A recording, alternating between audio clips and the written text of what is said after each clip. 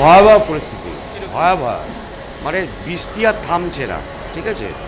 আর তারপরে আমরা 10 মিনিটের জন্য রেহাই পেয়েছি, মানে গৌরকুণ্ডি থেকে বেরিয়ে এসেছি 10 মিনিট আগে পরেই মানে ভয়াবহ ঘটনা ঘটেছে, মানে ধস নেমেছে, গাড়ি ফাড়ি মানুষ সব চলে গেছে। গৌরীকুণ্ডে 2 নম্বর ওই গ্যারেজের কাছে দাঁড়ায় পার্কের ধারে, তখন অলরেডি দুটো গাড়ি চলে যেতে আরম্ভ করে দিয়েছে। আমাদের ড্রাইভার তো তাড়াতাড়ি করে গাড়িটাকে নিয়ে এসে আমাদের নিয়ে যত আসছে, এবার সামনে একটা ধস ছিল, বড় বড় পাথর ছিল, ও কাটিয়ে নিয়ে গিয়ে 7 কিলোমিটার মতো কিন্তু নিয়ে গেছে, নিয়ে গিয়েই আটকে গেছে, আর গাড়ি যাচ্ছে।